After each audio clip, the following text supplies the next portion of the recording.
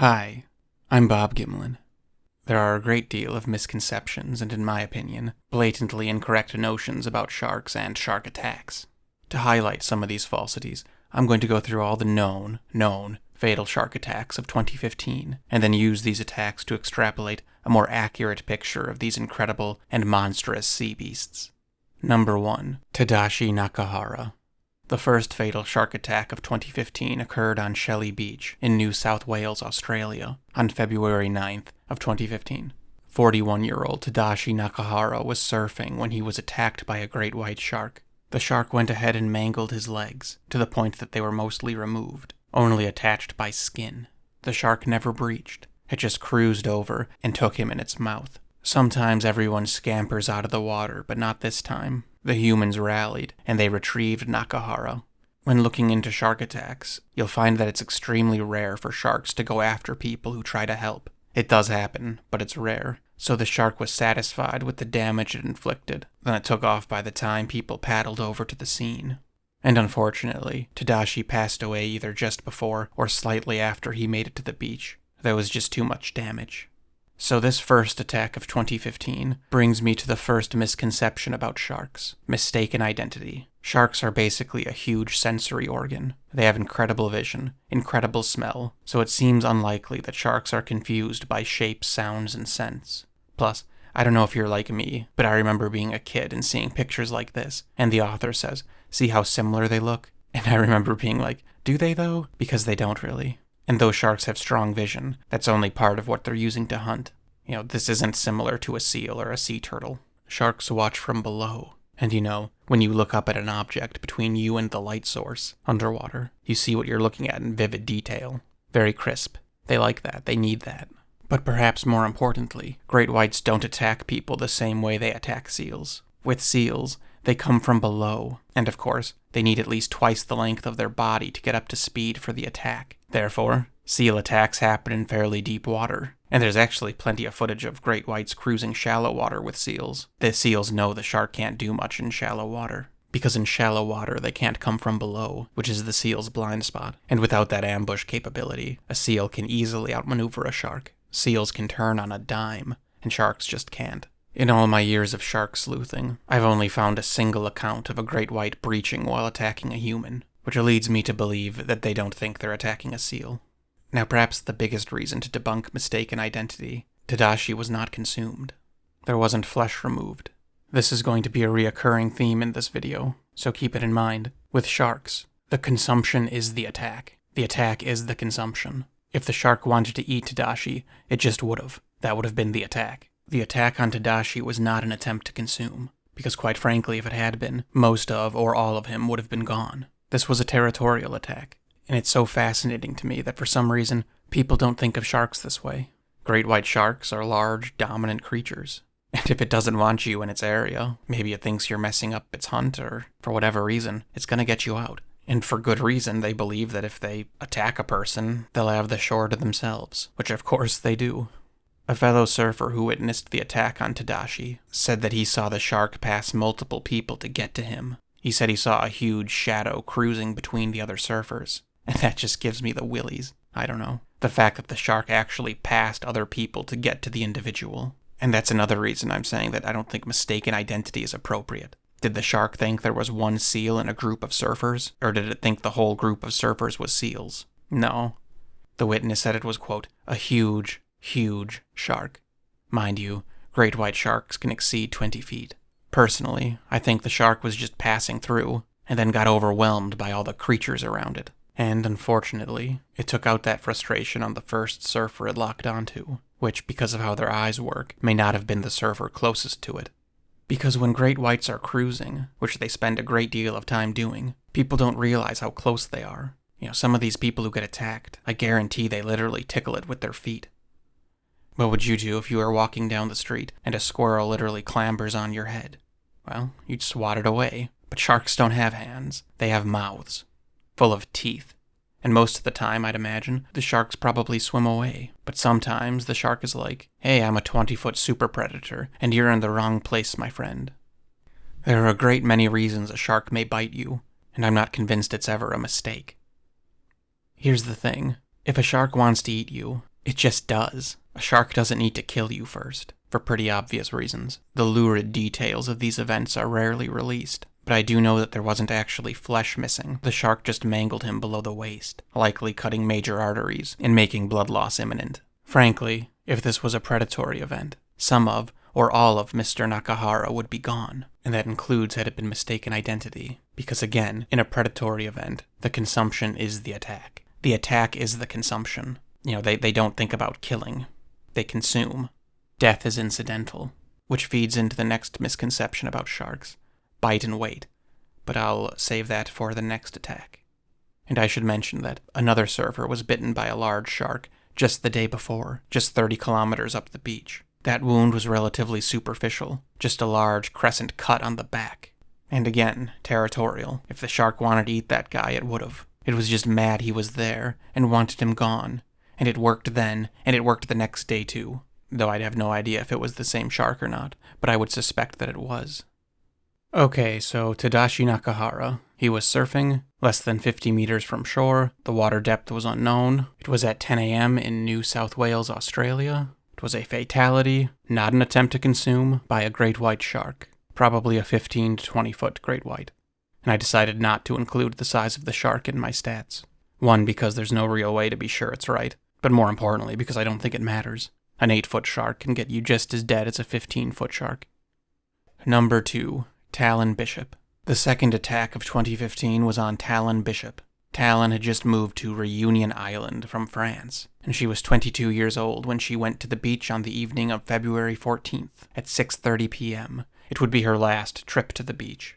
Talon was with her boyfriend and about 10 other friends. They were 10 feet from shore and in less than waist-deep water when, without warning, Talon is bit on the leg by a 10 or 11-foot shark, and it tries to get her off her feet and drag her into deeper water. And though she remained upright, it quickly managed to get her into stomach-deep water, meaning it very possibly could have come from the direction of the shore. Despite what intuition tells us, these sharks literally patrol the shorelines. All of her friends get out of the water, except for her boyfriend, and Talon fights like hell. Her boyfriend fights like hell, and thankfully, she manages to stay on her feet.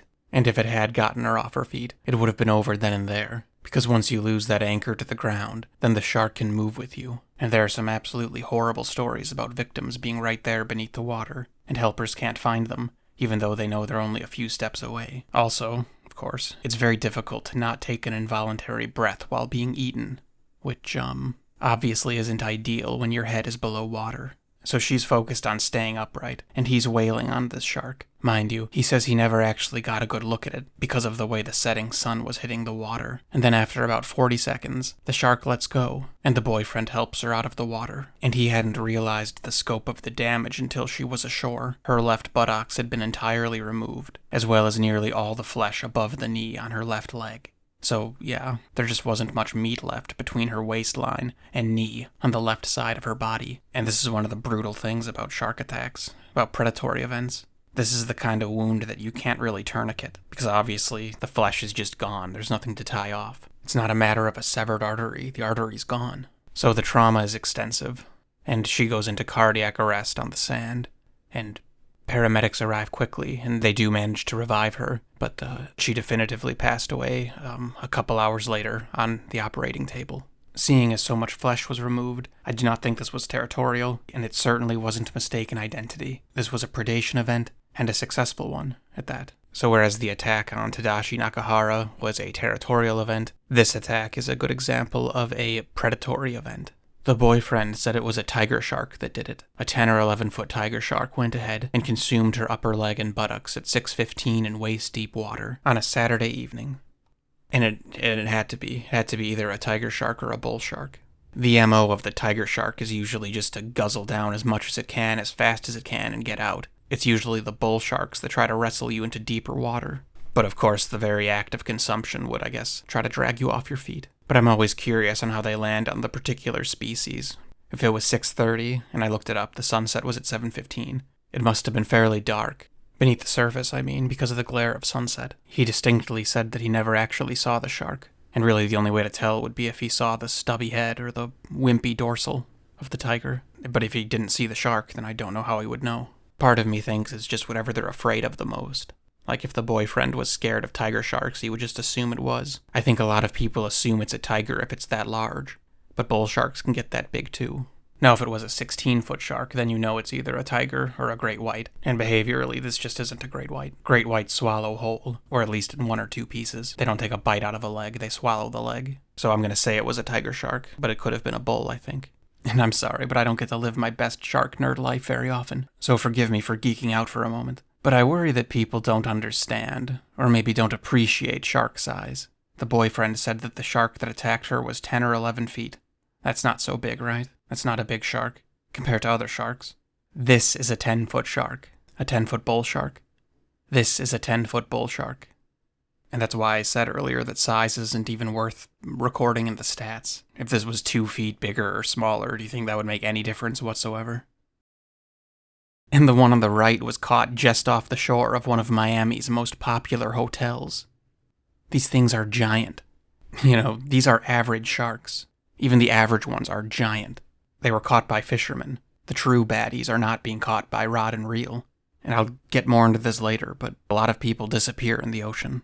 Do you see how easy it would be to disappear if you ran into a really hungry one of these? Ugh.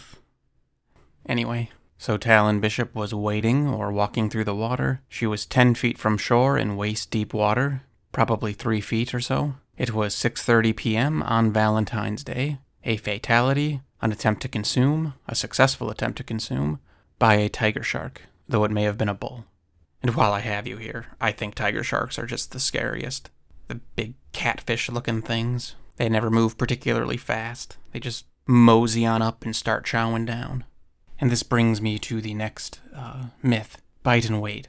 And now to be fair, I don't even know if current shark biologists still subscribe to this theory. But it used to be believed that sharks will deliver a massive bite, then wait for the victim or prey item to succumb to blood loss before moving in. This is absolutely not the case. Sharks don't have the swallowing mechanism that we do. We have all sorts of muscles, as well as gravity, to help us swallow. They don't have that, so they have to open their mouths and get a current going, get some speed to force the flesh down their gullets. So in my opinion, this is what led to the bite and wait myth. If you think about it, I'm not sure why a shark would care about that. Care about waiting for their prey to bleed out. They have no qualms with eating prey alive. So I think they take a bite, then they have to release and do a lap to swallow. And that's why Talon Bishop managed to make it back to shore. Because if you look at a 10 or 11 foot tiger shark or bull shark, that's about your buttocks and thigh. Could fit in there. Though I should note that sharks can't really open their mouths as wide as you see on shark jaws that you'll see on walls. They have too much muscle. So Tadashi was a territorial attack, not an attempt to consume, and a fatality. Talon was a successful attempt to consume, and a fatality, not territorial. And if I sound flippant or callous in this video, I don't really mean to, but it does kind of add to my point. Every single death described in this video was 100% preventable. Don't go in the water. Now, disasters are a little different, like if your boat goes down or something. But in this video, every single death could have been avoided by not going in the water. And you could say, but Bob, people die in car accidents too. Are you saying we should never leave the house? And that's a fair point. But the truth is, sometimes we have to go places. Unfortunately, we have to do stuff. No one ever has to go surfing. No one ever needs to wade into the shark stew of Reunion Island. So if I sound glib, I guess I am a little. People should understand the risk they're taking every single time they jump into that water. Everything beautiful can destroy you. That's why it's beautiful. There's a price to beauty. Always. I'm a risk-reward kind of guy. Is the joy of snorkeling worth the risk of encountering a tiger shark? For me, the answer is a big fat no. Frankly, it's not even death that I'm worried about. It's the stuff that immediately precedes it. Number 3. The next fatality of 2015 occurred in Egypt, on March 15th, in the Red Sea. They don't release the names or the exact locations in Egypt, because they'd hate to make a particular area seem unsafe, which I sardonically agree with, because it's all unsafe. But anyway, in the Red Sea, a 52-year-old unnamed male is swimming along the shore. He's only 10 meters, or just over 30 feet away from the beach.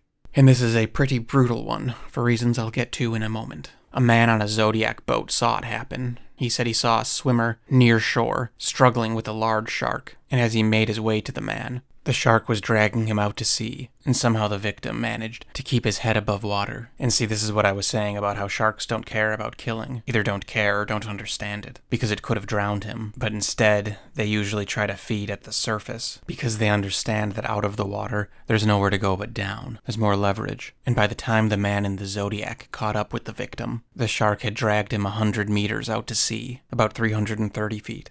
And miraculously, the victim was still very much alive and fighting, which I found confusing at first, because that's a very long time to stay alert and conscious, from an attack by a large shark, anyway. Usually 100 meters of mauling would really take the fight out of you. Now, any other shark, I'd say this was territorial, simply because of how long the victim was not consumed. Because in a predatory shark attack, the shark just starts eating you. That's how it works. So at first I thought this must be territorial, because the man was not eaten for so long. But it becomes clearer when you learn that the witness/attempted rescuer said that it was a mako shark. Makos aren't built for prey like this. Prey like us. They can, and do, obviously, but their teeth are more for piercing and holding than slicing. Whereas, say, your tiger shark or bull shark is for shearing and scalping and cutting. A mako can't really do that. A mako has to get a hold of you, and then flail and thrash about to turn you into chunks. And that's why the man wasn't drowned. When sharks want to tear something apart, they'll beat it against the surface of the water to utilize that surface tension. It's unknown if it was a long fin or a short fin mako, but either way they can get up to 13 or 14 feet. But I highly doubt that the shark in Egypt was this big. The shark that attacked the unnamed man was probably 6 or 7 feet. Something like this one. There would have been no protracted fight if the mako had been this big. Sharks are shockingly muscular animals, but especially makos. And this mako was not giving up. The man in the Zodiac got a hold of the German tourist, and the greedy beast wanted his prize so badly that the man's leg came off at the knee as the rescuer tried to get him into the boat. See, like a tiger shark would have just denuded the leg and called it a day. The mako couldn't do that, so it had to fight for the whole leg. A mako's the only shark you have to play tug of war with. You know, as far as the teeth are concerned, think of the tiger shark as having a mouthful of razor blades, and the mako having a mouthful of ice picks. So this was not a territorial attack, I don't think. I think this was a predation event, and the shark got more than nothing, but not as much as it wanted. And the man's trauma was extensive, and he passed away before help could arrive. So, it's a predation event, an attempt to consume, and a fatality by a mako shark of unknown size upon a man swimming 30 feet from shore on a Sunday afternoon. The fourth fatal shark attack of 2015 was an attack on a man named Eugenio Masala, and that was on March 29th of 2015. He was a professional scuba diver, and he was diving off the coast of Sardinia, Italy, so it was the Med, and when he went diving on March 29th, he never surfaced. This is one of the 3 fatal shark attacks that the International Shark Attack File didn't count as a shark attack. I have 9, they have 6. Masala had a bite to the torso and extensive damage on one arm, described as, quote, a series of lacerations. The bite wound was only 20 centimeters at its widest point, only 8 inches, so you might think that's a small shark, but you'd be wrong. The bite was 16 centimeters deep, which is crazy strong. 6 inches into a man's torso requires a great deal of strength. This was no small shark. To go 6 or 7 inches into a man's torso, you're biting through pec and bone. And not only that, but sharks can't really open their mouths that wide, so it has to be a relatively large shark to even get a bite on a man's chest. So this was not a small shark, this was a big shark that took a small bite. As in, the front teeth got him. And then of course I can't find any detailed information, but the wounds to one arm is classic great white. Great whites are really the only sharks out there that will grab you by the chest and just kind of carry you around for a bit. And when that happens, one arm gets characteristically torn up, either because it's up against your torso when you're bitten, or just by reaction you try to bring it to your side, which in turn drags it right through the cutlery, which can be so uniform, by the way, that it's been mistaken for propeller wounds. A shark with a total jaw width of only 20 centimeters would not be able to bite through a man's ribcage, not even close. This was a great white, probably a 15 to 20 footer. It could have been a tiger. There's one case I know of where a tiger shark bit the abdomen of a man, and this was a fatality, but it literally exposed his heart. And the people trying to help him said that they saw his heart beating in his chest. So it could have been a tiger, and I also think it's a white considering how deep it was. The bite. I cannot stress how devastating a 6-inch bite wound is. You know, a knife wound that's 6 inches deep can easily be fatal on its own. Now imagine 5 or 6 of those that all strike in a connected pattern. They have some huge great white sharks in the Mediterranean. the Med is known for giant great whites, and there's actually lots of footage of these types of encounters. A diver's just doing his thing, then out of the murk, a huge shark appears. And surprisingly, actually, usually the shark just goes on its way, but sometimes it doesn't. Sometimes it doesn't like having its space invaded. Maybe it doesn't like jump scares, so it gives a punishing bite that's really only meant to say, "Get out of my face." And say to other great whites, that would be a routine interaction with little to no lasting damage. But obviously to a human, it's not good. And that's my guess of what happened to Masala. I know I've already said this, and I hope this video doesn't get too repetitive, but large sharks are big, dominant creatures. It doesn't have to think you're a seal for it to bite you. If you're in its path, sometimes they'll turn for you, but not always. The stills you're seeing here are from the type of encounter. It was just a snap decision where the shark, for whatever reason, thought it was best to just get out of there. But that's not going to happen every time. Make no mistake, this guy literally almost got his head bit off, which indeed has happened. And another thing is, believe it or not, sharks can't really see what's directly below them. So if the shark ran into him perpendicular and felt something there and didn't like that something of size was moving right below him, you better believe they'll bite it. And I think historically, marine biologists would have said that this was mistaken identity. I don't think they'd still call it that. Hopefully not, because it isn't. This might even be the type of attack that started the mistaken identity concept. It's easy to think that a great white thought Masala was a seal or a turtle, took a devastating bite, then realized it's not what it thought it was, and moved on. But here's why I don't think that's the case. When a white takes a predatory bite, one of their ambush bites, the prey is literally torn in half. Literally, people have been torn out of their wetsuits from a white ambush. And that's not what happened to Eugenio. This was a small bite, but a small bite from a giant fish. Eugenio's death was officially classified as an equipment malfunction, and there was no water in his lungs. And they don't give any reasoning as to that they just say it. It's almost impossible to find any information on this case. But a 7-inch deep gash, 8 inches wide on the torso, that's more than enough to get at the heart, and death would be near instant. And this one is such a good example of how shady all these entities are. It's just so hard to find any info, and the info that is available screams a very particular conclusion, but it's not the conclusion any of these organizations go with. Experienced diver, missing for 5 days, deep bite to the chest, lacerated arm, no water in his lungs, probably equipment failure. Okay. So, I include this one in the stats. On March 29th, 43-year-old professional diver Eugenio Masala was scuba diving. He went into water that was 70 feet deep, an unknown distance from shore, an unknown time of day. This was off the southeast coast of Sardinia, in the Med. It was fatal. It was not an attempt to consume, almost certainly by a great white shark. And this brings me to why this video took me so long. I've been working on this video for years, and I've tried my hardest to sift through massive datasets to find the true count of shark attacks. And I just couldn't. I can't. I spent like 6 hours sifting through local news of, like a 12-mile stretch of a beach in Louisiana, and I just decided this is impossible. Though I will say that I think most people would be surprised at how many people end up in water.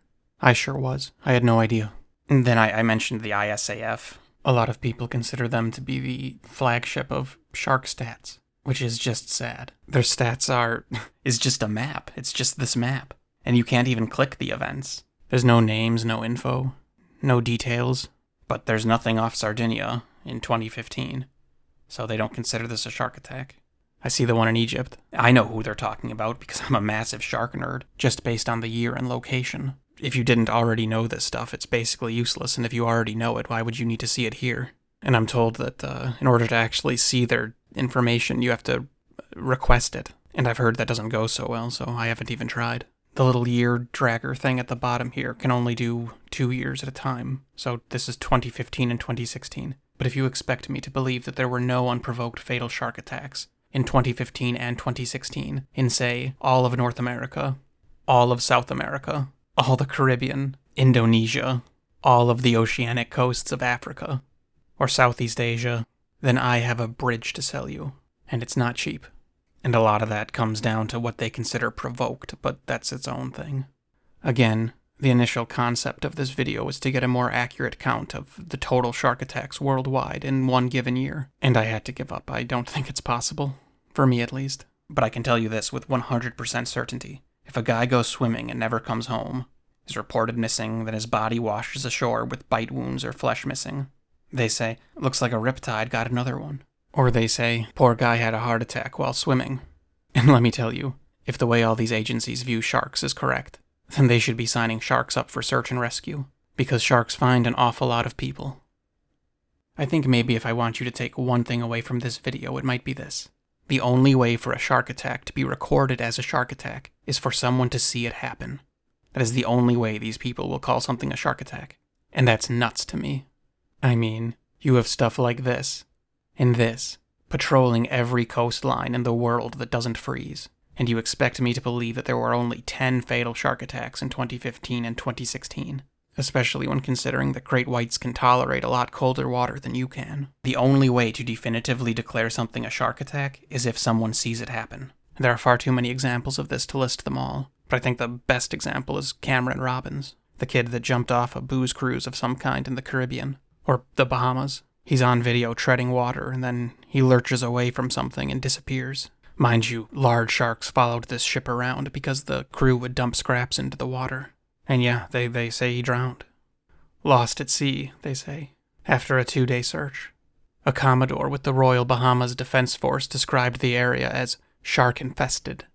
The marine biologist consensus seems to be that, had he been attacked by a shark or sharks, then the sharks would have bit him, but he would have remained at the surface, and would have been vocal for help. They cite that him disappearing is why it wasn't a shark. They think it must have been a current or something. And that's such a good example of why I made this video at all. I cannot believe that's an actual statement by qualified biologists.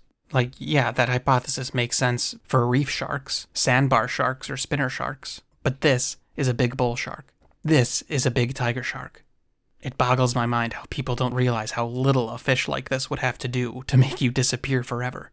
Do you think if one of these got a hold of you, you might disappear? Sharks are the only type of animal that we always lump the whole kit and caboodle together. No one lumps the American alligator statistics with Nile crocodile statistics. No one lumps house cat scratches with Siberian tiger statistics. It's much like if someone in India says, hey, an awful lot of us are getting eaten by tigers. And then I say, don't be silly, do you know how unlikely it is to be killed by a cat? Mine scratched me just yesterday. But that's exactly what we do with sharks. I've heard it said that only 1 out of 100 shark bites prove fatal. And it's like, yeah, that's true, when 90 of the bites are from 5-foot reef sharks. Which, by the way, I can tell you exactly what those bites are. Fish or turtles or whatever. They'll use you as cover. If a shark is chasing a fish, the fish will try to dart through your legs or between your arm and body, knowing that the shark will be slowed up by having to go around you. Yeah, if a sea turtle ever starts playing with you, get out of the water. A lot of people say they were watching a sea turtle before they got attacked by a tiger shark, or that a sea turtle came over to visit. It's like, no, that's a desperate attempt for the sea turtle to try to distract the shark with you. And sometimes it works. There's video of it too.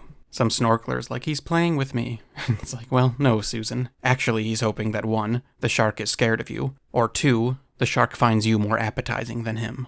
There are a few attacks that go down just like that. A person is so delighted that a sea turtle got all up in their business, and then they got ripped apart. And you know, this is one video where I'm not gonna stand down. You can say I'm exploiting tragedy, but if Cameron Robbins had watched this video, he very well may not have done what he did, as tragic as it all is. And by the way, in the relatively likely event that I'm ever eaten by something, I give you full and express permission to talk about it all you want, because it'll probably save someone in the future to know what hold it had me in. Elio Canestri was the 5th to die from sharks in the year of 2015, and his case is inarguably the saddest. He was only 13. There's a reason we can't sign contracts at that age. He did not understand the risk he was taking when he went into the water. This was also on Reunion Island, less than 2 months after the attack on Talon. Talon was attacked on the southwest of the island. Elio was attacked in the northwest, 25 to 30 miles up the beach, only 2 months apart. There were no non-fatal attacks between them. The shark that attacked Elio was never seen, but his friends saw it happen, meaning the shark never broke the surface. Elio and 24 other young people have a surf lesson that's going to start at 9 a.m., so they're waiting in the water for their class to start. And then his friends look over, and they can tell that something's wrong with Elio. They see him struggling to paddle to his board. His movements look panicked, and he's too low in the water, so probably just his face is sticking out of the water. He didn't cry out. And to me that's chilling because that was his instinct, conserving every shred of energy he had to breathe and fight. But obviously it wasn't nearly enough. So they make their way over asking what's wrong. And as soon as Elio manages to get to his board, he's dragged with such force that the board is ripped from his grip. His friends get over to him, they see there's blood in the water, and they manage to attract the attention of a nearby boat. actually full of shark researchers. Poor little Elio lost a tremendous amount of flesh from his right leg, right arm, and abdomen, and they get him onto the boat, but he passed away before reaching dry land. He just wasn't big enough to sustain such tremendous trauma. A big mouth becomes even bigger if you're little. They say it was a tiger shark, and it could have been, probably was, but it sounds like it could have been a bull shark as well. Before he left to go surfing that day, he left a note for his mom. "Don't worry, Mom. I'm going surfing. If there's no security, I won't surf." And he's referencing what are known as shark spotters. And they are a joke. They are worse than nothing because they make you feel safe when you are not. They are a placebo, and a way for the resort or beach authority to show off how proactive they are. Even if they do spot a shark, what the hell are they going to do, blow their whistle? The whole notion of a shark spotter makes it sound as if sometimes there are not sharks, and that when there are sharks, they are spotted. But this is not true. There are always sharks in the water. And the fact that you are not immediately eaten is entirely based off of that shark's temperament and or level of hunger. I'm not putting my life and limb in the hands, or fin, of a fish's mood. I'm not leaving my life up to whether or not a fish is in a good mood. There are always sharks in the water, whether or not they're spotted. Shark spotters offer a false sense of security, and though you could argue it's better to have them than not, I can counter and say that maybe Elio would have stayed out of the water had there not been shark spotters. The water was exactly 0% safer because of their presence. Something that is inarguably more harmful than helpful are shark nets. Despite what people think, shark nets don't actually go to the bottom. So right there. But they drown all sorts of fish and mammals, thus actually attracting sharks. Shark nets kill the things we love and attract the things we fear. I can't believe they're still a thing. Sharks are older than grass, they can figure out how to go under stuff, and they're attracted to the struggle of dying creatures. So, Elio Canestri was 13 years old, and on April 12th, he was surfing at an unknown depth at 9 a.m. on Reunion Island. The attack on Elio was a fatality. It was an attempt to consume, a successful attempt to consume, and they say it was a tiger shark. I'm inclined to believe them, though it could have been something else. And I'd be curious to know if the shark that attacked Talon was the same shark that attacked Elio. They never give details about such things. It's extremely frustrating. I think we have a right to know. We do not know if the same species of shark was responsible for both attacks, let alone if it was the same shark. So we don't know if it was 2 tiger sharks or 2 bull sharks or a tiger and a bull. Although I should mention that it would not be possible to prove that the same shark was responsible for both attacks. It's just like with humans, actually. A bite mark can only exclude. It cannot match. So they could definitively determine that it was not the same shark, but a bite impression cannot definitively prove that it was the same shark. It's either consistent or inconsistent. And I have no idea why they don't do these studies. Or maybe they do and they just don't tell us, I don't know. In 2012, 13, 14, and 15, Reunion had 16 shark attacks. 7 resulted in death. So if you're attacked off Reunion, your odds of surviving are a hair below 50%. And that's because on Reunion Island, the sharks are almost exclusively trying to eat you. And the craziest part about that is, those could all literally be the same shark. All of them. Tiger sharks can live up to 50 years. Number 6. Margaret Cruz. The 6th fatal shark attack of 2015 occurred on April 29th, off the southwest coast of Maui, Hawaii. It is 8 o'clock in the morning, 74 degrees, and sunny with scattered clouds. A better day you could not imagine. 65-year-old Margaret Cruz is snorkeling with a group of friends when around 8:30, the friend group realizes that Margaret is nowhere to be found. They'd been in the water for half an hour, and while her friends are searching for her, a separate pair of snorkelers finds her face down in the water, and she has a massive wound to her chest, and she's missing an arm. The snorkelers bring her ashore, and paramedics arrive promptly, and they try to resuscitate her, but are unsuccessful, and they declare her dead on the beach. Which I found is actually fairly rare. Oftentimes they wait until they get to the hospital or at least the ambulance to declare the victim dead. So if they ever declare a person dead on scene, it's really bad. So if the timeline here is correct, she went snorkeling at 8 a.m. and was noticed missing shortly thereafter and was found and brought to shore at 8:30. So she was probably attacked almost immediately after she went into the water. She certainly wasn't in there for more than 10 minutes. And this incident highlights another aspect of shark attacks that I find particularly chilling. If you go into the woods with a dozen friends and one of you gets attacked by a bear, everyone is going to know immediately. But snorkeling, you have low visibility, and sound is muffled. Outside of the water, it would have been right there, but distance is funny in the water. She very possibly could have even had eyes on her friends when it happened, but they just couldn't hear her. This is the kind of attack that is very difficult to tell whether or not it's predatory. The torso bite indicates a predatory event to me, I think. for a tiger shark. Bull sharks like to charge spear fishermen and they'll give you a big bite on the chest. Just from my research, that doesn't seem like a common thing for tigers to do. Usually if it's territorial, they're gonna bite what's easy to bite, which is your arms or legs. But that depends on the size of the shark too, which we don't know even though it should be knowable from the wounds.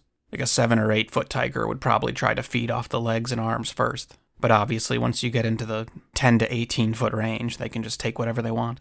If I had to guess, I'd say this was predatory. I don't know if there was flesh missing from the torso, I'd imagine there was, but the arm was never found, so it ate some of her. And it's very possible that the 2 snorkelers who found her inadvertently scared the shark away.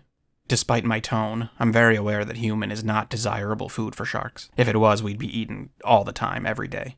So it probably wasn't completely sold on its meal, and it may not have taken much to drive it away. Yeah, so the wound on the torso makes this hard to judge. It is very common for a tiger shark to just take a piece of you, and then go right along their merry way, just to figure out what you are. And if the shark is big, a small exploratory bite could certainly cost you an arm. Though it doesn't have to be big to do that. This was in the 50s, but in Iran, the Kura River, I think, a 5-foot bull shark bit a man's arm off at the elbow, a clean bite. He was swimming. So it doesn't need to be a big shark, but it helps. But one of these exploratory bites from a tiger shark happened at the same beach that Margaret was attacked, less than 2 years earlier. So in 2013, the victim was a 57-year-old male named Patrick Briney. Briney was kayak fishing half a mile offshore, and he had one leg below the knee draped into the water, which I wouldn't recommend doing anywhere, but especially not Hawaii, and especially not if you're fishing. But a tiger shark went ahead and took his whole leg up to the knee into its mouth. It completely stripped all the flesh from the knee down, denuded it, so taking the entire calf, and then it completely removed his foot. Imagine looking down and seeing your foot gone, and shiny white bone where once flesh and muscle had been. Which is that's what we do to a chicken leg.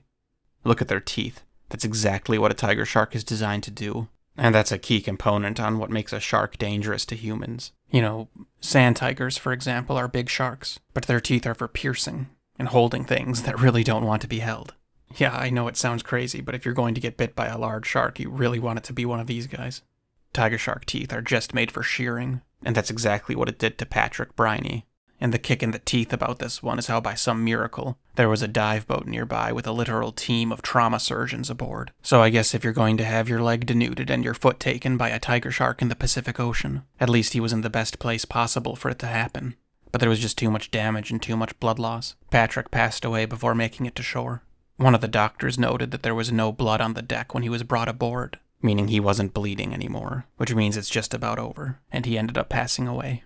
Attacks like that are so bothersome to me because of how almost casual it all seems. It's so transactional. 1 second you're enjoying the sun and the surf, listening to the sounds of water and seagulls, and then you feel something, and sure enough, you look down and your calf is gone and so is your foot. That would be a difficult sight to process. What used to be flesh is now bone, and where there used to be a foot is now nothing. And the action of withdrawing his leg from the mouth only helped the deed. He probably didn't even see the shark. Just felt a tug and a pop, and then everything's the same as far as the ocean's concerned. The gulls are still whining and the surf is still playing, but all of a sudden you're considerably less interested in fishing. So that was in 2013. Then also in 2013, a German tourist, a 20-year-old young woman with the last name Luttertrop, was killed on that same beach when a large bull shark began to eat her leg, and then took her arm as some kayakers tried to drive the shark away. So 2 very similar attacks occurred very nearby within 2 years of where Margaret was slain. Okay, so on April 29th of 2015, Margaret Cruz was 65 years old when she was attacked while snorkeling in Maui. She was in 25 feet deep water, 50 yards from shore. It was 8 a.m. There isn't enough information available to determine if it was an attempt to consume, so I'm putting a question mark. And so much of that is because no one saw the shark, so we don't know its size. If it was a 6-foot tiger, then I'd say yeah, it was a consumption. But if it was a 10 to 16-footer, then no. And quite frankly, we don't even know if it was a tiger shark, because as far as I can tell, that wasn't forensically confirmed. And seeing as a bull shark did just about the same thing 2 years earlier, I don't think we can even confirm it as a tiger shark. The 7th fatal shark attack of 2015 was on a man named Yves Bartholow. I hope I'm saying that right. Yves and his family were taking a catamaran around the southern point of New Caledonia, which is a French territory east of Australia. They were to the far south of the island, cruising on a catamaran through some uninhabited islands. They're very small pieces of land, and this area is actually considered to have some of the most pristine and beautiful waters in the world. And just based on the photos I'm seeing, I have to agree. So they come to a sandbar and decide to do some swimming. There are 6 people aboard the boat. Eve goes into the water with 2 others, and they're only in the water for a few minutes when he is attacked by an 11-foot bull shark. And to me, this is a classic case of a territorial attack. He was 50 feet from the boat when it happened, so in the relatively short amount of time that it would have taken for the boat to get to him, the shark could have easily taken him away into deeper water or consumed a good deal of him. But that didn't happen. The shark was just biting him. This was an angry bull shark. Because make no mistake, an 11-foot bull shark is a huge animal and is more than capable of leaving very little of you very quickly. But they got him onto the boat and rendered first aid. And unfortunately, he did succumb to his wounds before a helicopter arrived, which was 45 minutes after the attack. When an attack is predatory, the shark tends to focus on one area, so the thigh or the buttocks or an arm. But by all accounts, Eve sustained wounds to all of his limbs, as well as his groin. I can't find any mention specifically if flesh was removed, but some marine biologists did look into the case, and they didn't mention that there was flesh removal, which they usually do. That doesn't mean there wasn't, but usually that's specifically noted if it's the case. The marine biologist concluded his assessment with saying that this was simply a case of wrong place, wrong time. And I would agree. And this attack illustrates one of the most important misconceptions that this video is trying to cover. Sometimes sharks are just angry. I don't think people see sharks that way, but that is absolutely true. Sometimes they are ornery and cantankerous. Sometimes there's a starving shark, sometimes there's a curious shark, and sometimes there is just a really angry shark. Another indication that this was territorial is that they managed to get him back into the boat intact. Usually in a territorial attack, they just want you gone, so being dragged onto a boat is good enough for them. But that's not always the case. Poor Vladimir Popov in Egypt, of which there's that brutal footage that was a couple years ago. They found his head and a hand in the shark's stomach. I still don't think it was feeding, that was territorial. But the shark paraded that poor soul's body along the shore for an hour, and I think that's like next level territorial. A great white did that too, in Australia. I'm blanking on his name, but he was a surfer. But the shark took him out, didn't eat him, but just carried him around the beach for a while, even evidently raising him out of the water. Great whites understand the difference between above and below the surface. They know that what's above the surface can be seen by what's above the surface, and they know that what's below the surface can't be seen by what's above the surface. And you may disagree with me, and that's fine, and I'm not trying to be funny, but I think that's like Vlad Tepes tactics, impaling. The shark is like, this is what happens when you come in my water. I don't know, of course, but I can't really think of any other good reason why a shark would make such a scene. Because again, if they're looking to eat, they just do it. Sharks aren't like alligators. They don't want to bury you or wait for you to decompose. They want to eat you, they just do. And that's not what happened to Eve Berthelot. So that was on May 9th in New Caledonia. It was shallow water, so I'm guessing waist deep, because they were on a sandbar. They were 150 feet from shore, 50 feet from the boat. It was not an attempt to consume, because he would have been consumed, because an 11-foot bull shark is no joke. And it was unfortunately a fatality. His wife said, quote, "I lost the man of my life tonight." The 8th fatal shark attack of 2015 took place in Tasmania, which is southeast of the Australian mainland. The attack took place on the 25th of July, but it kinda started the day before, on the 24th. And this is on the shores of Maria Island, where 2 men were diving for scallops, and they were hookah diving, which is a bit like scuba diving, only the air comes from a compressor aboard the ship, not a tank on your back. So you have an air hose that goes into your suit, which then leads into your mask. And so they're going down to the seafloor, which is about 20 feet below, and then back up with a load of scallops. And they've done this about 8 times, and they're a little separated. He was always careful to, he would move on the bottom to get back to the boat before rising up to the boat, which is smart, because it's a more direct way to get to the boat, and minimizes the time spent suspended in open water, which obviously means less time to encounter something you don't want to encounter. But during one of his ascents, he said he felt what was like a tap on the shoulder, just like how a person would tap on your shoulder to get your attention. So that would be a little alarming. He turned around and said he saw a 13-foot great white, a female, as she had no claspers.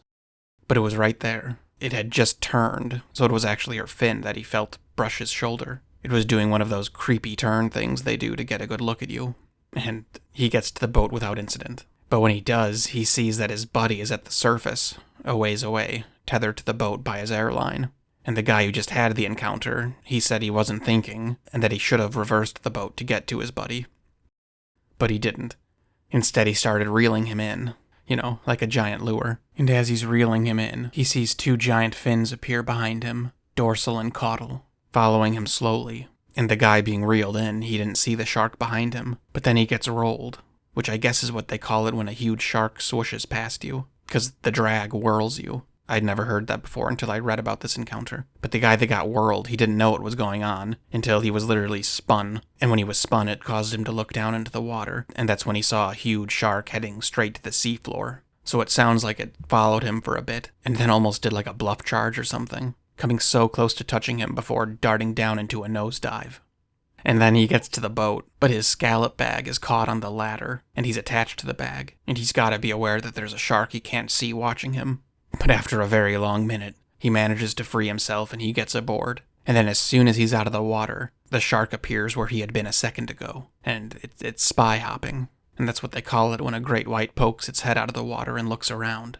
And that's not like in a movie like Jaws, where the guy makes it onto the boat and the shark was a second too late. Like, no, the shark was there the whole time.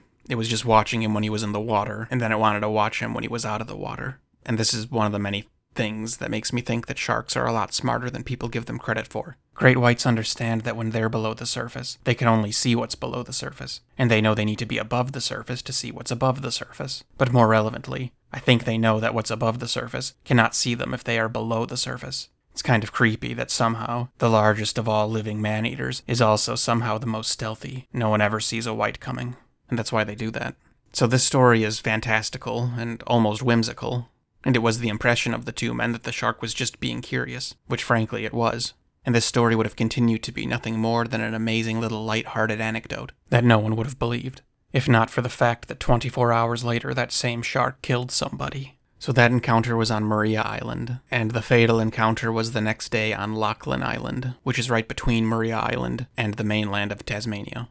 Damian Johnson is 46 years old, and he is with his daughter, Olivia. She is in her early 20s. They are collecting scallops from a boat, and they are also hookah diving. So Damian and Olivia are collecting scallops at 8 a.m., and they quickly reached their limit, the limit they can legally catch. So then at 9 o'clock, they go through their catch to throw the scallops back in that are too small to keep. And once they do that, they see that they can collect 14 more. So Damian goes back into the water to get those last 14 scallops. His daughter thought he'd be 5 or 10 minutes. After 25 minutes, he still hasn't resurfaced, so naturally she's worried. So she puts on some goggles and jumps into the water and follows the hookah line, the air hose, and it floats. She follows it 150 feet before it goes down. And where it goes down, she goes under to look with her goggles on, and she sees about 30 feet away her father is in the mouth of a great white shark. He's upside down, so facing the seafloor. His breathing mask is gone, and one arm is free of the mouth. And I think it's worth mentioning that if it's 13 or 14 feet long and she's only 30 feet away,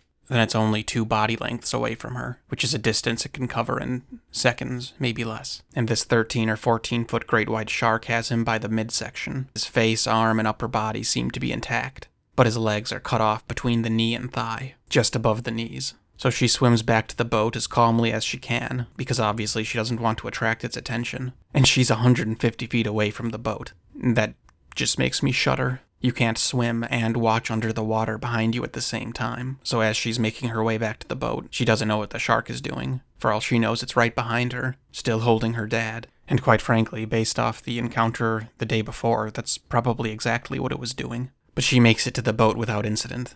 And she actually calls her mom, and then fires a flare, because there are lots of boats in the area, of other people collecting scallops. So a boat arrives and collects Olivia, and they take her to a hospital because she's in shock. And once she's gone, these other scallop divers actually reel Damian in by his air hose, which was still connected to the suit. His mask had been knocked off in the attack, but the hose connects to the hookah suit. So they reeled him in, and the shark let it happen. His injuries were the bite above the knees, it was at a diagonal, and then he had a bite to the chest and back, where it had been carrying him around. Because, remember, he should have only been gone 5 or 10 minutes, and she went to check on him after 25 to 30 minutes. So the shark wasn't eating him, it was just holding him. I couldn't find anything about an autopsy. In this particular situation, I would actually guess he drowned. It probably bit his legs before he even saw it, because if he saw it, he no doubt would have stayed on the bottom. Because that's not a myth. Great whites won't attack you if you're on the bottom, and it's because they won't risk charging something against a static surface like the seafloor. But I guess there's also the chance that he did see it, stayed on the seafloor, but then was worried that his daughter would come looking for him, and thus put herself in danger. So maybe, knowing the shark was there, he risked trying to surface anyway. But obviously we don't know. There's no way to know. This attack is a little different, really, from most attacks. It definitely was not an attempt to consume, because he would have been consumed, and they would have said missing diver experienced equipment malfunction. I don't think it was a territorial attack. I think this was just a curiosity attack. I think the shark really wanted to figure out what these things, people, are, what they're doing. I mean, why a shark would hold on to a body for upwards of 20 minutes, I don't know. I do think sharks in general, but especially great whites, are smarter than we give them credit for, and with intelligence comes curiosity. Some people have suggested that it was Damien and his daughter throwing scallops back into the water that attracted the shark. And that kind of sounds like nonsense to me. I mean, the very act of people being in the water, and the bubbles from the respirator, and even the boats themselves, I think all of that would be much more titillating to the shark than scallops. But had this been a predatory attack, and had Damien simply been consumed by this 13 or 14-foot shark, this never would have been called a shark attack. It would have been another diving accident. Had that shark swallowed him and went on its way, this would have simply been another diving accident, of which they say there are so many. Even if they found a piece of him, even if they found an arm, or a chunk of lung, because lung floats. Sometimes lung is all that's left of a great white attack. But even then they probably would have said it was just a diving accident, or that he had some medical event, and then the shark scavenged him. There's actually footage of a very similar incident, I think. The shark that attacked Heather Boswell in 1994. That was some 500 kilometers from Easter Island. A group of oceanographers were swimming off a research vessel when a great white came out of nowhere and bit one guy in the legs, and then tried to pull Heather Boswell underwater. Crew members eventually drove the shark off with gunshots and by smacking it with paddles, and as they were pulling Heather out of its mouth, her leg came off. And I recently found a Facebook reel about this, and someone said it's shocking how gentle the shark was, and I completely agree, 100%. But the Facebook world went crazy at that comment, mocking him about how a great white tearing off a leg is gentle. But it is. It was crazy gentle. Heather was a 19-year-old girl. This shark was 18 feet long. Do you realize the discipline it would take to use those jaws and not break whatever you're holding? As it was doing until they decided to pull her free, which was the right thing to do because she was drowning. And don't mistake me. I am the farthest thing in the world from a shark apologist, but it is exceedingly clear that shark attacks are very complex, with various motivations. An 18-foot great white shark could have swallowed her and been gone before people even realized what they were looking at. But attacks like that are only about 30% of white shark attacks, and they almost never happen in the US. Great whites eat people in South Africa and Australia, but they really don't seem to in the US, and no one knows why. Olivia, Damian Johnson's daughter, said that her father would have been horrified by someone killing the shark, and that even if he had known about the event that happened the day before, he still would have gone into the water. And let me tell you, these divers are a different breed. It's not that I don't respect them, I have incredible respect for them, but there's an activity where I have to be concerned about the actions of a giant great white shark is not an activity that I want to be doing. But this is actually a good example of why I didn't have this video illustrated. Some of this stuff is not something I want to create. So that was on July 25th. On the east coast of Tasmania, Damian Johnson was 46 years old. He was at a depth of 40 feet, 800 yards from shore. He was hookah diving at 10 a.m. It was a great white shark, it was a fatality, and it was not an attempt to consume. The last fatal shark attack of 2015 occurred in East Africa on October 17th at a place called Inhambane Bay, that is upon the beach of sunny Mozambique. A 35-year-old woman named Albertina Cavell was killed by a bull shark. She was bitten in the buttocks while checking a shrimp net in waist-deep water, and she was doing this with friends, and they got her back to the beach and to the hospital, but she passed away later that night. And that's literally all the information I can find on this. The couple articles that I could find just said that she was bitten the buttocks, but who knows what that means to them? And who even knows if this was a bull shark? My guess would be that this was an attempt to consume. Even if a monster shark bites your butt, as long as you make it back to shore and then to a hospital, your odds of surviving are pretty decent. But that's just a bite, not flesh removal. If there's flesh removal, it's a different story. And then even once you get to the hospital, there's always the chance of infection or complications. But if that kills you, it usually takes a few days. And she died within hours, or at least the same day.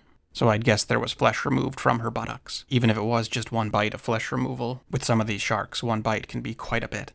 Okay, so that was October 17th. Albertina Cavill, she was 35 years old. Waiting, checking a net, I would assume close to shore, waist-deep water, unknown time, Mozambique. It was a fatal attack. I don't know if there was consumption, and they say it was a bull shark. And of course none of the shark attack archiving entities include this attack because she was checking a net, so she had it coming, according to them. I want to be totally clear about two things. Shark attacks are dramatically, and perhaps even exponentially underreported. Initially, the point of this video was to get a more accurate count of shark attacks, but it's not possible. I don't know what I was thinking. It's not even a matter of time. We're just so tight-lipped about morbid matters, there just isn't enough information available. But what I can tell you is that to say that there were literally no shark attack fatalities in South America is nonsense. Someone is keeping something. I would assume it's the same there, but in the US, at least, there exists a network of shark apologists. That one doesn't count because someone was fishing there yesterday. And sadly I agree, because I think being in the water is technically provoking an attack in the first place. But shark attacks are underreported. An example that comes to mind is Brian O'Donnell. He disappeared on February 21st, 1992. He was last seen boogie boarding at a surf spot known as Leftovers on the north shore of Oahu. His board washed ashore the next day. The bite to the board indicates a tiger shark between 8 and 13 feet in length. He is currently listed as a missing person. And to be fair, they are difficult to prove sometimes, but usually not. Cameron Robbins is a good example I'll come back to. If it wasn't sharks, then why wouldn't a single crew member jump in to help? It was just beautiful, warm Caribbean water, right? So in the US, and I think South America as well, I think there's something of a conspiracy. But then there's places like Southeast Asia and Indonesia and the Philippines, where shark attacks must happen. They have to, but we never hear about any. So including Southeast Asia, South America, Indonesia, and the Philippines, I would guess that there are between 100 and 400 fatal shark attacks every year. I have 9. Most of the shark statistic groups have between 4 and 6. I know what I said, laugh all you want, but Indonesia, for example, has the largest warm water coastline in the world. Don't tell me there were no shark attacks in Indonesia for 365 days. Yeah, see, this is Indonesia. This is the Philippines, and it's 2015 and 2016. No fatal or non-fatal attacks. What a joke. 280 million, 115 million. Almost 500 million people living here. And no shark attacks. What a joke. Again, in these places it's probably just a matter of reporting. News never gets to the people that need to hear it. But in South America and the US, I do think it's conspiratorial. I do. Really all I mean to say is that when you hear a marine biologist say that there are usually less than 10 fatal shark attacks a year, that's nonsense. That's not true. But this brings me to my next point. It is utterly astounding and mind-boggling to me how few shark attacks there are, even assuming my somewhat absurd estimate. Large carnivores inhabit every sea and ocean that we freely intrude, some of which specialize in mammals. The fact that we are not being ripped apart all the time is a testament to the fact that, for whatever reason, we're not wanted. We're not ideal. And most of the attacks that happen aren't even predatory. Though I will say, shark attacks are going to rise exponentially. We know very little about shark life cycles even now, but we know that the big ones live more than 30 years, probably around 50 years. And great whites seem to have very similar lifespans to people. Did you know that not once has a great white been seen giving birth? Isn't that crazy? We just don't know these things. And conservation initiatives really started in the 90s and early 2000s. So an awful lot of big sharks are maturing now. The first known shark fatality on a human, that we can prove, happened approximately 3,000 years ago. A man was buried in Japan, somewhere around the year 1200 BC, and it was obvious that something terrible had happened to him. His skeleton was covered in lacerations. He was missing his left hand, his right leg, and left foot. And though he was buried with his left leg, it had been placed separately into the grave, inverted, which indicates that both of his legs had been removed at the time of burial. And people thought maybe it was war wounds, some kind of occupational accident, or even torture, until they realized that it was in fact a predation event by a large shark. I guess they couldn't positively identify the species of shark. Indentations on bone are less descriptive than indentations on soft flesh, but based on location it was either a tiger shark or a great white. And I'm confident in saying it was a tiger shark. Most likely a tiger shark. Either way, it took off both his legs, ate one of them, ate a hand, and then mangled the rest.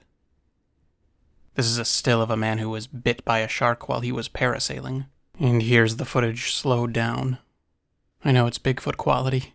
This was in 2021 in the Red Sea. He had 4 tendons severed, and a good chunk of his heel was removed. So if you look here, you can see a big, beautiful, shark-free leg, and then that changes in an instant when something comes out of the water. It looks like it bit much higher, and then probably did one of those drags, and left with only a heel, sliced all the way down. The species of shark is unknown, but they think it was either a mako or a young great white. And I agree. If it was a tiger shark, he would be in serious trouble. Their teeth are just designed to strip flesh. Just like that gentleman in Hawaii that I mentioned. I think he would have lost his calf and his foot if it was a tiger. If it was a juvenile great white, then it probably was just trying to figure out what it was. It wasn't trying to rip anything off. And if it was a hungry mako, it would still do a lot of damage, but it wouldn't leave with much, because of how their teeth are. There's a running joke about me that my family perpetuates, that when the burden of life becomes too great for me, and I can no longer reconcile myself with existence, and I decide to skip to the end, I'll wade out into waist-deep water, and stand there, and wait for eternity to embrace me, convinced that my plan is just as sound as any poison, rope, or sealed garage. And then like 10 hours later, I come home perplexed how nothing happened, and confused to still be alive. Maybe it's like in The Sixth Sense, and I don't even know I'm dead. But yeah, people do it. They just go into the ocean for a swim. They just go right in. Or a canal for a dip. They just go right in. People do it all the time, every day, and are fine. And that's hard for me to wrap my head around. Careless and carefree have different definitions, but not all the time. Another thing I find fascinating about sharks is how it's not until quite recently, maybe the 60s or 70s, that we really even understood what sharks look like, as far as the general public is concerned. You know, especially large sharks, they need pressure to hold them together, water pressure. That's why in a lot of old drawings and illustrations they look so monstrous, because whoever drew them was seeing them out of the water. Yeah, like 100 years ago, people thought sharks were, like, sluggish, slug-like, which of course now we know they are not. You know, no one imagined them cruising around and, before goggles or diving equipment. And then, of course, underwater photography. There just wasn't really a way to get a good look at a shark at its sharkiest.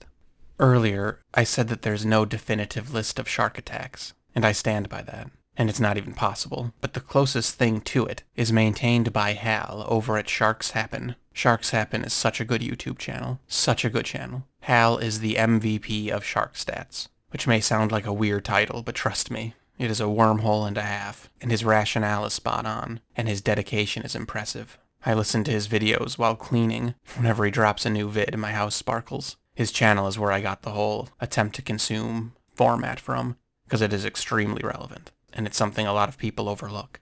I wouldn't say that Hal is the most knowledgeable about sharks, per se. I don't think he'd say that either. I mean, obviously he knows his stuff, don't get me wrong. But he is the most knowledgeable about data recording, hands down. It is so crazy to me how he is literally the first person to make a comprehensive and detailed spreadsheet of all attacks, and make it accessible to everyone. Completely free. Don't even have to give an email.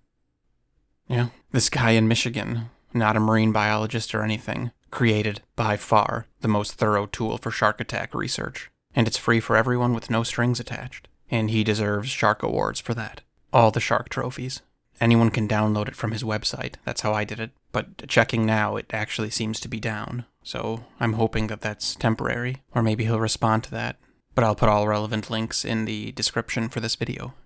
Because this spreadsheet of his is a phenomenal, phenomenal tool. It is unparalleled in shark attack research. It's the best thing in shark attack research that I've ever come across, and it isn't even close. And it's totally free. That other site I kept alluding to, you have to request their records, and apparently they won't even give it to you. Hal just went through thousands and thousands of news articles and books, and compiled it all. And a quick note, he's always conservative about if it was an attempt to consume or not. So if it's in doubt, he says it wasn't, which I think is the right thing to do. Because, I'll say it one last time, there's not really an attempt with sharks, they just start doing it. But if you do decide to check out Hal's channel, which I strongly encourage you to do, I would ask that you start from the beginning. We YouTubers sometimes let the weight of circumstance bog us down. The beginning tends to be pure. We get jaded. I have this reoccurring thought of Hal and I, and God forbid, we were on a boat that sank, and get stranded in the water with a bunch of survivors. He'd be like, I'll bet it's going to be a big old tiger shark. Just come and take a leg or two and go on its merry way. Not an attempt to consume. And I'd be like, it'll be a bull shark. It's always a bull shark. And he'd informatively say, maybe even an oceanic white tip cruising by. 2 consumptions, 2 fatalities. Long Jamanis, I'd whisper. And then I imagine all the normal people just looking at us with horror at how we've already not only accepted that we will be eaten alive, but the likelihood of how it happens. And they're like, guys, it's only been 2 minutes. And we're like, 2 minutes longer than we would have thought. I'm just kidding, of course. Hal and I would never make it to that point. I'm joking, I think. I'm honestly not sure. Anyway, we delivered the bomb. Just for the fun of it, I clicked on this Google recommended question. How many people have been killed by oceanic white-tip sharks? 12 known attacks and 3 fatalities. That's not true. That's not close to true. So I guess some key takeaways of this video. 1. Most shark attacks are not predatory. They are because the shark is ornery. 2. Mistaken identity isn't really a thing. I don't think. I'm sure it has happened, and I'm sure it will happen again, but the overwhelming majority of shark attacks are not because it thought you were a seal or some other prey item. Sharks aren't impulsive. Perhaps the biggest reason that shark attacks are underreported is because it's so difficult to prove that a shark attack occurred. According to most of these shark experts, it's scavenging unless someone sees it happen. 4. Don't trust the insane shark apologists' threat comparisons. You're more likely to be killed by a vending machine. Okay, sure. Vending machines don't roam the ocean consuming millions of tons of flesh per day. The experts lump bites from cute little sharks together with attacks from large sharks, thus skewing the danger of all of it.